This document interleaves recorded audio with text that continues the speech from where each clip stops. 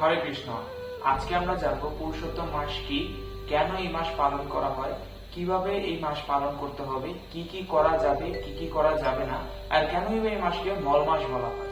বিজ্ঞানের দৃষ্টিতে চন্দ্র সূর্যের পিছনে পেছনে চলে এবং এই দুজনের মধ্যে সময়ের ব্যবধান হচ্ছে 10 দিন, কিন্তু 3 বছর পর পর এই ব্যবধানটা 10 দিন না থেকে হয়ে যায় 30 দিনের, এবং এই 30 দিনকেই অধিক মাস অথবা পুরুষোত্তম মাস অথবা মল মাস নামে আমাদের ধর্মীয় শাস্ত্রে বর্ণনা করা হয়েছে। এবার আমরা জানবো কিভাবে বা কেন এই মাসটির সৃষ্টি হয়েছে। আমরা সকলেই হয়তো জানি হিরণ্যকশ্যপু ব্রহ্মাদেবের কাছে তপস্যা করে অনেক বর প্রাপ্ত হয়েছিল। তার মধ্যে একটি বর এরকমও ছিল, হে ব্রহ্মাদেব, আপনার সৃষ্টি করা 12 মাসের মধ্যে যেন আমার বধ না হয়। কিন্তু ভগবান তো অন্তর্যামী, উনি এই অসুরকে বধ করার জন্য 12 মাসের মধ্যে এক নতুন মাসের সৃষ্টি করে, সেটা হচ্ছে পুরুষোত্তম মাস অথবা মল মাস। এবার আমরা জানবো পুরুষোত্তম মাসকে কেন মল মাস বলা হয়। শাস্ত্রে বর্ণিত আছে, যেমন জলের দেবতা বরুণ, বাতাসের দেবতা পবন, তেমনি এই মাসের অধিষ্ঠাতা দেবী যখন প্রকট হয়েছিল তখন তাকে সব দেবদেবীরা অপমান করছিল এবং লাঞ্ছিত করছিল।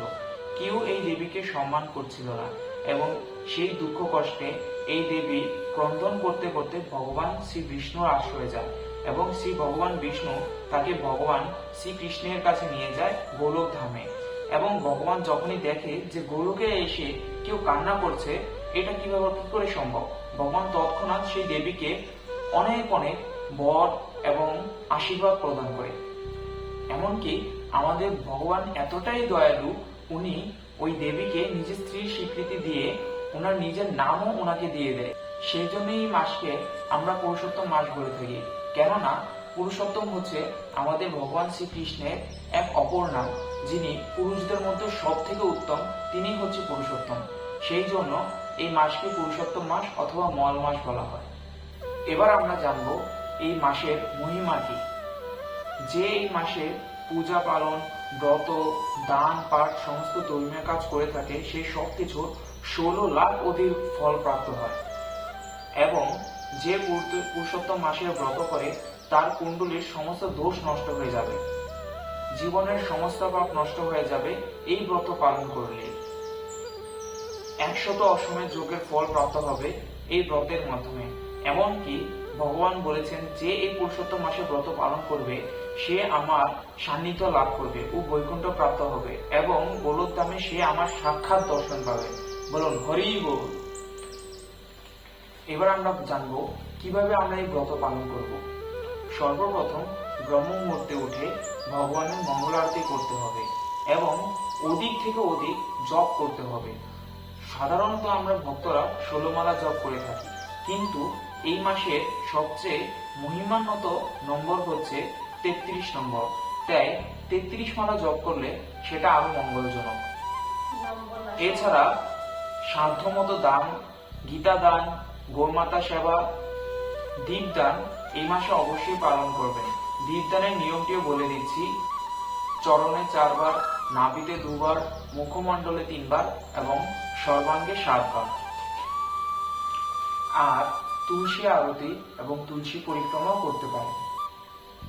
এবার আমরা জানবো ব্রত পালনে কি কি গ্রহণযোগ্য। আপনি চাইলে অভিসান্ন গ্রহণ করতে পারেন, অথবা ভগবানকে নিবেদন করে অন্য ভোগ প্রসাদ হিসেবে গ্রহণ করতে পারেন, কিন্তু অবশ্যই আমিষ বর্জনীয়।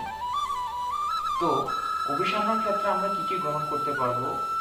ঘি, গম, আতপ চাল, মুগ ডাল, জব, আদা, গোল আলু, মিষ্টি আলু, কাঁচকলা, ফুলকপি, কন্দমূল অথবা শাকালু, হেরেঞ্চা শাক, বেতুয়া শাক, লাউ শাক, মটর, কাউন, শ্যামাদানা, সাবুদানা, কাজু বাদাম, কাঠবাদাম, কিশমিশ, বাদাম, সেব, কাজু, বাঙ্গি ফল, কলা, আম, কাঁঠাল, আঙুর, আপেল, কমলা, মাল্টা, লেবুর রস, হর্তকি, পিপলি, জিরা, তেঁতুল, আতা, আমলকি, চিনি, মিশ্রি, বাড়িতে বানানো খাঁটি দই, মাখন, ছানা, এইসব আপনি চাইলে অভিসান্ন হিসেবে গ্রহণ করতে পারেন।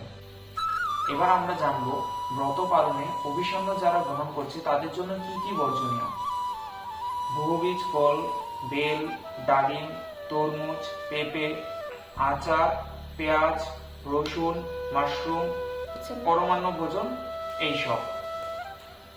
এখন আমরা জানবো যেসব খাবারগুলো এই মাসে সম্পূর্ণ বর্জনীয়।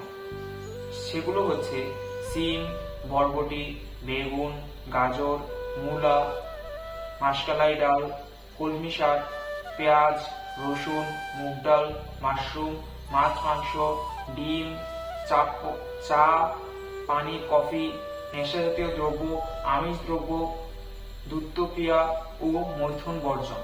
তার মানে হচ্ছে এই পুরুষোত্তম মাসটি হলো ভগবানের তরফ থেকে আমাদেরকে দেওয়া একটি অফার অথবা ডিসকাউন্ট মাস। একটি মাস কষ্ট করলে জীবনে অনেক পুণ্য, আপনি বুঝতে পারছেন, 16 লাখ গুণ বেশি পুণ্য প্রাপ্তি হতে পারে। ভিডিওটি ভালো লাগলে অবশ্যই কমেন্টে হরে কৃষ্ণ লিখবেন এবং যারা এখনো এই ব্রত সম্পর্কে জানে না তাদেরকে অবশ্যই ভিডিওটি শেয়ার করে দেবেন এবং অবশ্যই চ্যানেলটি সাবস্ক্রাইব করে দেবেন। দেখা হবে পরবর্তী ভিডিওতে। হরে কৃষ্ণ।